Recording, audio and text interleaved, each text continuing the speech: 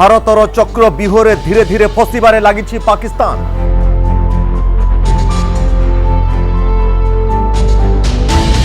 गोटिए परे गोटिए स्ट्राइक रे धराशायी हेबारे लागिछि पाकिस्तान।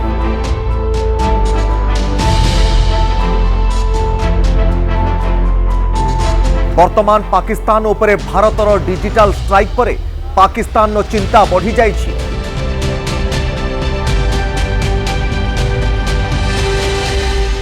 पहलगाम आक्रमण सारा देश को स्तब्ध कर देछि।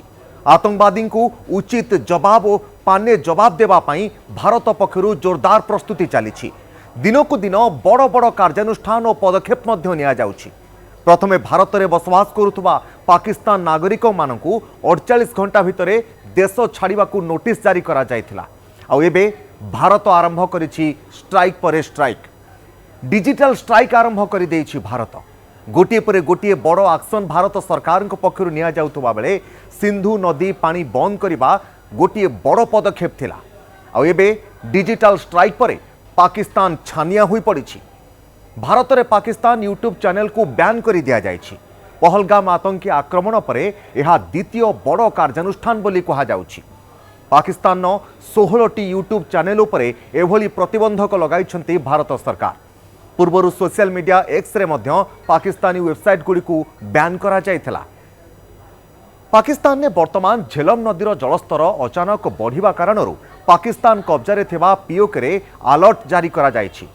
प्रशासन पक्षरु ए क्षेत्र में इमरजेंसी घोषणा करिछि पाकिस्तान सरकार।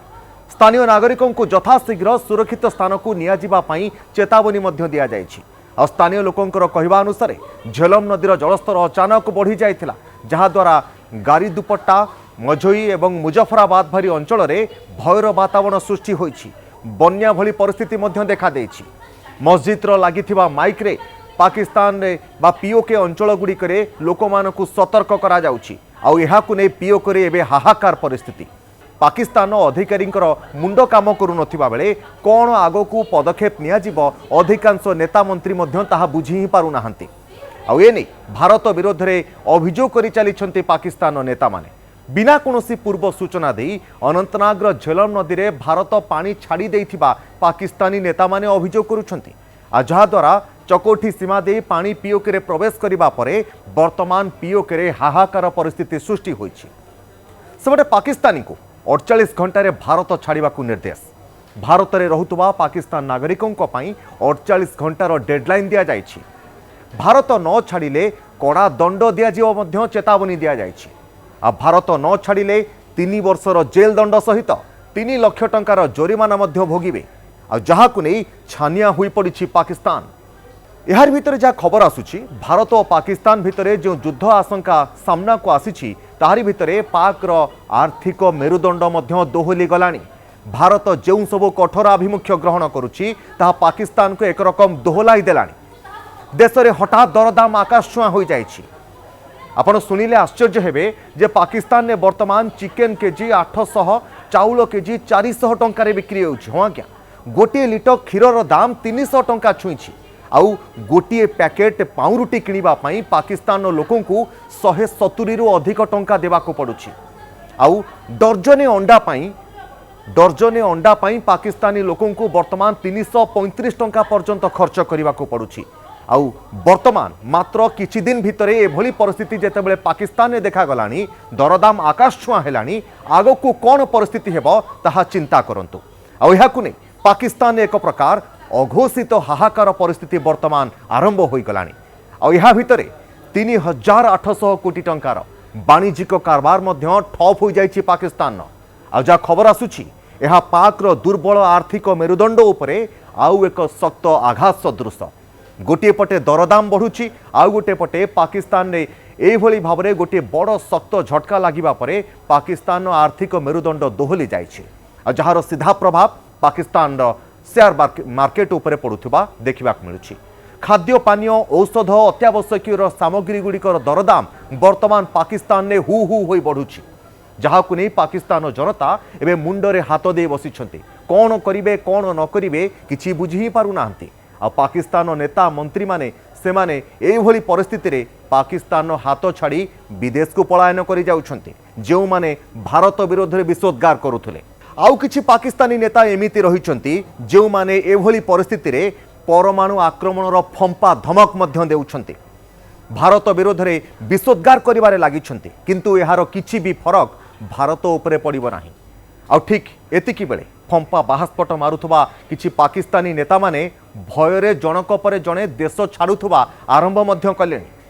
पाकिस्तान पीपुल्स पार्टी पीपीपी नेता बिलावल भुट्टो देश छाड़ी चली जाइछन्ति। आ पूरा बिलावल भुट्टोंकर परिवार मध्य पाकिस्तान को छाड़ी कानाडा को पलाई जाइछन्ति। पूर्वरु जहाँ सूचना रहुतला जे पाकिस्तान सेनार मुख्य असीम मुनीरकर परिवार मध्य देश छाड़ी पलायन करिछन्ति। चिंता करंतु गोटे पटे पाकिस्तान बाहास्पट पर बाहास्पट मारी चलीछि। पाकिस्तान नेता माने धमक पर धमक देउछन्ति एवं विषोद्गार करि चलीछन्ति भारत विरोध में। आउ गोटे पटे पाकिस्तान हाथ छाड़ी विदेश को पलायन करुछन्ति। सूचना अनुसार पहलगाम रे आतंकवादी आक्रमण पर पाकिस्तान सहित सिंधु नदी को नहीं जो चुक्ति शेष होइथिबा घोषणा करिथिला भारत, ताकू नहीं पाकिस्तान वर्तमान चिंता करि पारुनी कोन करिवो।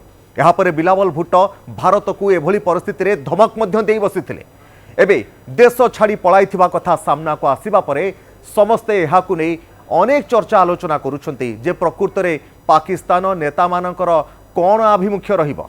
आ ए हेउछि पाकिस्तान असल चेहरा, जहाँ पूरा समस्तक सामना को पाकिस्तान नेता मानकर आभिमुख्य केमिति केउभली भाबरे से माने पाकिस्तान कथा कहउछन्ति ताकू देई देखिला परे समस्तक भितरे पाकिस्तान आभिमुख्य को नहीं प्रश्न उठिलानी।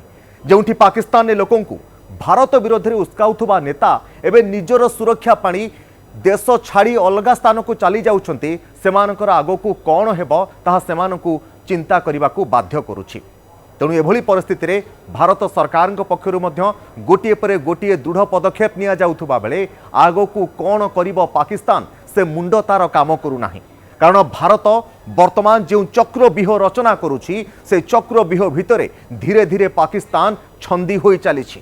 ए चक्रव्यूह भितरे पशिबा परे पाकिस्तान केमिति मुकुलिबो बा मुकुलिबार किछि बाट पाउछि ना नाही। एवं वर्तमान परिस्थिति को देखिले भारत जो चक्रव्यूह रचना करिछि सेथिरु पाकिस्तान को मुकुलिबार कोनोसी बाट ही नाही। एवं एहा भितरे चीन एवं रूस निकटरे शरण पशिथिबा पाकिस्तान मध्य पूरा विश्वरु जेतेबेले भारत को समर्थन मिलुछि ताकू देखिबा परे एक प्रकार एक घर किया होई जाइछि।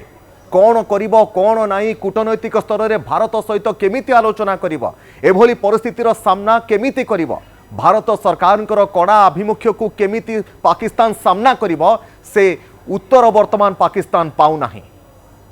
तेणु एभली परिस्थिति रे भारत सरकार आभिमुख्य आहुरी कठोर हेउछि। प्रधानमंत्री नरेंद्र मोदी प्रतिरक्षा मंत्री राजनाथ सिंह सीडीएस मध्य जो गुरुत्वपूर्ण बैठक बसी से गोटे बड़ निष्पत्ति नियाजिबार संभावना मध्य आगक देखा मिलूँ। आई खबर जितेबाला सामना को आसुची पाकिस्तान नेता मंत्री भितर चर्चा आलोचना जे आगक भारत सरकार कौन निष्पत्ति नेबे।